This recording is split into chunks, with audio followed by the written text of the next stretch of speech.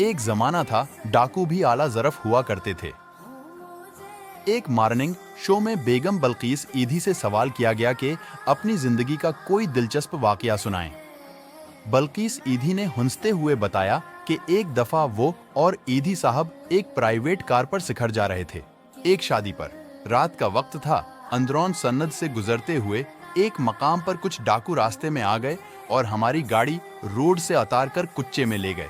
वहां पहले से कुछ गाड़ियां खड़ी थीं और डाकू लौट मार में मसरूफ थे। थोड़ी देर में एक डाकू हमारी तरफ आया और ड्राइवर और ईधी साहब को बाहर निकलने का कहा। इन दोनों की तलाशी ली और जेब खाली करा ली। अचानक उस डाकू की नजर ईधी साहब पर पड़ी और गौर से उनको देखने के बाद एक डाकू जल्दी से एक जानिब खड़ी जीप की तरफ गया और एक शख्स के साथ जल्दी वापस आ गया। उस शख्स ने टार्च की रोशनी ईधी साहब के चेहरे पर डाली और पूछा, आप अब्दुल-इस्तार ईधी हैं? जवाब हाँ पर मिला तो वो डाकू का सरदार एकदम परेशान हो गया। फौरी हुक्म हुआ कि तमाम गाड़ियां जिनसे लौट मार की गई है उनको माल वापस किया जाए और बाकायदा तौर पर वो शख्स ईधी साहब के हाथ चूमकर माफी मांगने लगा।